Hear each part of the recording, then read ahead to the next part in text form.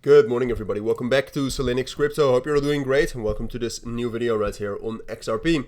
We're going to do a full update. We'll do a full technical update, but we have to start off with a bit of a recap of my analysis yesterday, which I will say it loud and clear while I get something out of my eye. I was wrong, all right? XRP actually was able to break out of $3, which was something I've said for the last couple of days, basically since Sunday and Monday, which back then we did reject from $3. But I said it's a possibility that we break out above $3. In my defense, I always told you that it is a possibility and you should be ready for it. So hopefully you were still ready for it. But that I thought it was most likely we were going to get a pullback deeper. But now you can see that over the course of yesterday, we actually got a lot of altcoin strength. I mean, if you take a look at XRP BTC, so the relative strength of XRP against Bitcoin, it's absolutely going through the roof, right? I mean, the last time we saw momentum like this, very honestly, was basically in November and December 2024 when we made those new highs and when we had that bull run. And at this point of time, look, should you be ready for a pullback? Yeah, I think a fake out right here is also still a possibility. But if you look at the 4-hour time frame right here, what you can see is a clear break above $3. $3, in my opinion, was the most important resistance level. And a beautiful retest as well.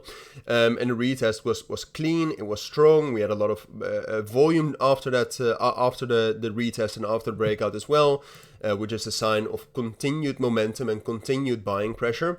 So I did not think it was most likely we would break above $3. Like I said, I always told you should be ready for it. But still, I was wrong about that, and that happens. All right, if you follow me because you think I'm going to be right all the time, then it's perhaps time to unfollow, because that's of course that's not, nobody has that.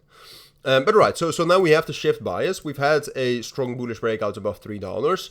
I think it's worth it to be aware of the possibility of this being a fake out. I think it's unlikely though, if we take a look at the general market dynamics right now, if we take a look at the volume, if we take a look at the technical reaction so far, that it is a fake out, right? If we get news, if the fundamentals change, can it turn into a fake out? Sure, but a lot is possible.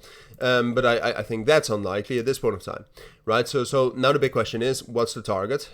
We have a minor resistance right here at 3.15, which is where we are right now. I would not think that we're going to be able to hold that as resistance. I think it's more likely that we have to take a look at the stability we had the last time around, and then you come to the value area high right here at 3.3.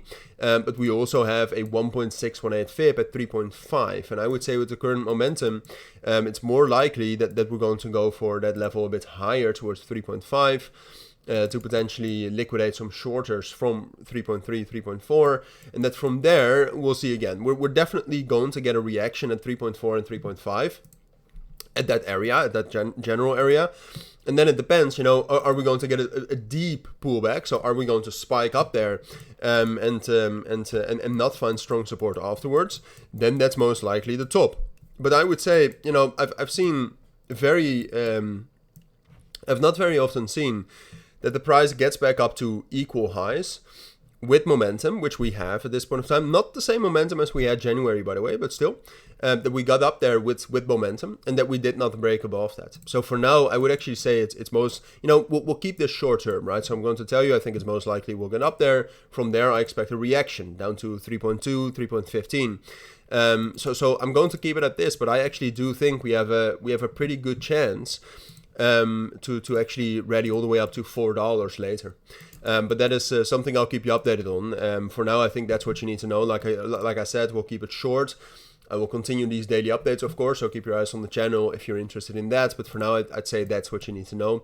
Can we drop down into $3? Can we spike down to 2.85? Yes. Do I expect us to break down below that unless there's major news? No. But those are my thoughts. That's what I think you need to know. So for now, thank you for watching. Take care and bye.